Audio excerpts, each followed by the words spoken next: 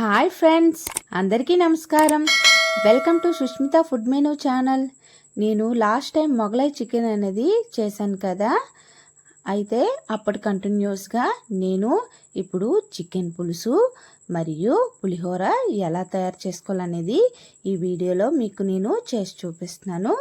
మరి కావలసింది ఎలా వండుకోవాల్సిందో చూద్దామా.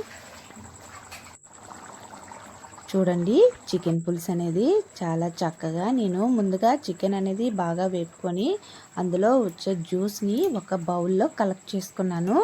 కలెక్ట్ చేసుకున్న బౌల్లో మొత్తం సూప్ మొత్తం తీసుకొని కొన్ని చికెన్ ముక్కలు కూడా యాడ్ చేసుకున్నాను, ఎందుకంటే టేస్ట్ అనేది అదిరిపోద్ది. చూడండి, మొత్తం జ్యూస్ అనేది ఈ విధంగా కలెక్ట్ చేసుకున్నాను. స్మెల్ అయితే అదిరిపోతుంది. చూసారా ఫ్రెండ్స్, ఇప్పుడైతే నేను చింతపండు గుజ్జుని చక్కగా బిసుక్కున్నాను. చూడండి, నేను ఏ విధంగా చూపిస్తున్నానో ఆ విధంగా మీరు కలుపుకోండి.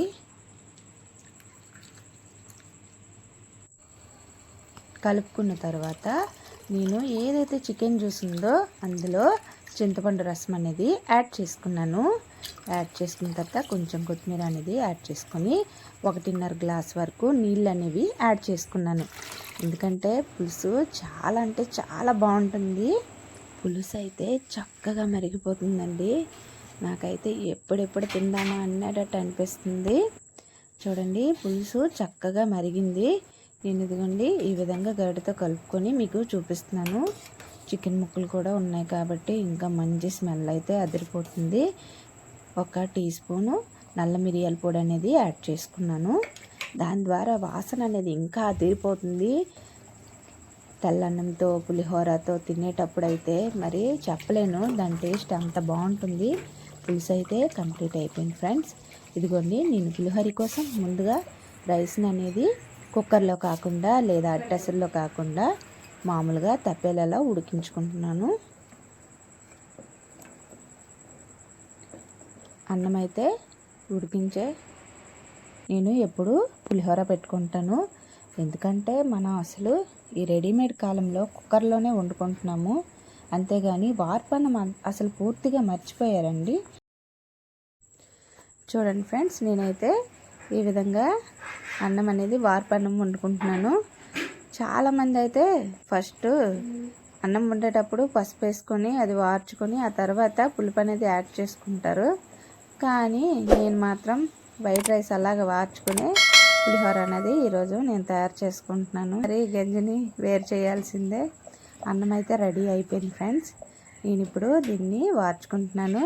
వార్చుకునేటప్పుడు చాలా జాగ్రత్త అండోయ్. ఇదే కొత్తగా అన్నం వార్చుకునేటప్పుడు మాత్రం తస్మాస్ జాగ్రత్తగా ఉండాలి, ఎందుకంటే అన్నం పోర్చేటప్పుడు ఆ గింజ అనేది మన కాళ్ళ మీద పడి కాళ్ళు కాలే అవకాశం ఉంది. కాబట్టి మీరు ఒకవేళ ఓర్చుకోవాలనుకుంటే ముందుగా ప్రాక్టీస్ చేయండి ఫ్రెండ్స్ చల్లనీళ్ళతో. ఇదిగోండి, నేనైతే ఈ విధంగా ఓర్చేసుకున్నాను.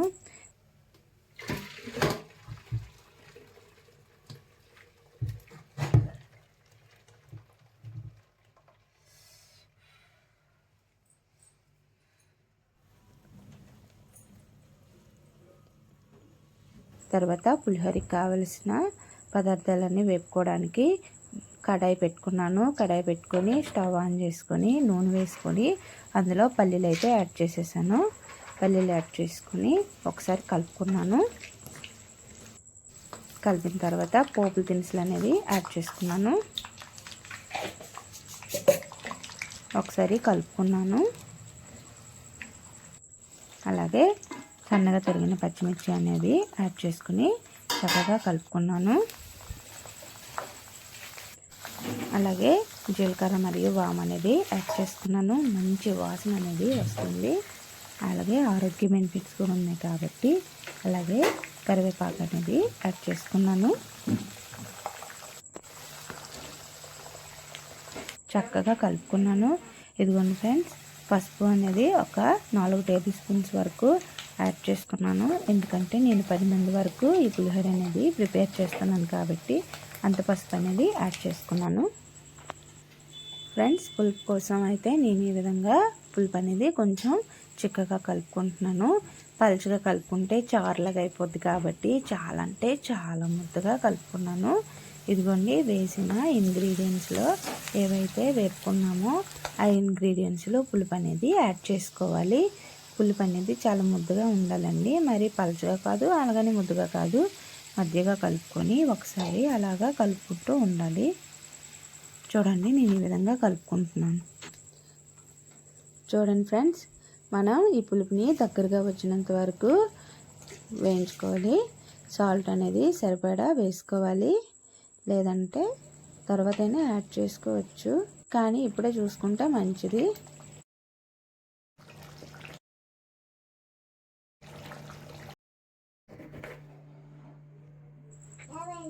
ఫ్రెండ్స్, మా వదిన గారు కూడా నాకు పులిహోర తయారు చేయడంలో హెల్ప్ చేశారు. నేను పులుపు తయారు చేస్తుంటే ఆవిడ నిమ్మకాయలు పిండి ఆవిడ వంతు సహాయం ఆవిడ చేస్తుంది. పులిహోర మంచిగా రావడానికి వదిన నిమ్మకాయలు తెగ చక్కగా పిండేసి జ్యూస్ అయితే ఈ విధంగా తీస్తుంది. చూడండి,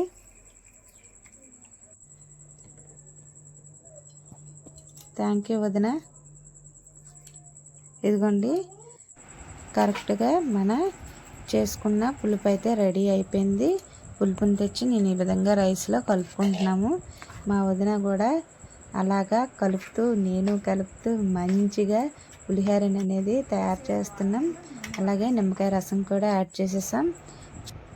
మేము ఈరోజు పులిహోర బ్యాచ్లా తయారయ్యాం, ఎందుకంటే పులిహోర తెగ కబుర్లాడుకుంటూ కలిపేస్తున్నాము.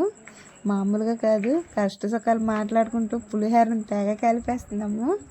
ఇదిగోండి, మన పులిహోర అయితే చక్కగా రెడీ అయిపోతుంది.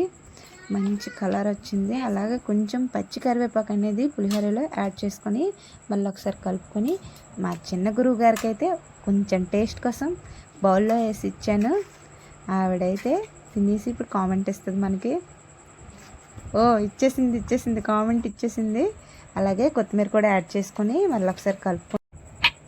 ఆవిడ మా జడ్జి అండి, మామూలు జడ్జి కాదు. బాగోపోయింది మొహం మీద, మమ్మీ ఏంటి ఇట్లా చేశాను అని అంటది. కానీ నా కూతురు పర్ఫెక్ట్గా చెప్తుందండి. చక్కగా ఉంది మమ్మీ, చాలా బాగా చేసావు, సూపర్ అని చెప్తుంటే నాకు చాలా హ్యాపీ అనిపించింది. మన పులిహోర అయితే రెడీ అయిపోయింది. చూసారా, మా తొట్టి గ్యాంగ్ మాత్రం సూపర్ అని చెప్తున్నారు. మీరు కూడా ఒకసారి ట్రై చేయండి ఫ్రెండ్స్. మన ఫ్యామిలీ అంతా కూడా మనం వండే వంటని తింటూ చాలా బాగుంది, చాలా బాగా చేసావని అంటే మనం వండిన కష్టం అంతా కూడా మర్చిపోయి చాలా అంటే చాలా హ్యాపీ ఫీల్ అవుతాం.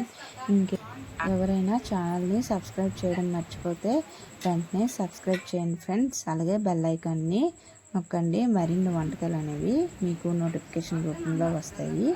Please like and share and subscribe. Watch చేసిన ప్రతి ఒక్కరికి కూడా థ్యాంక్ యూ.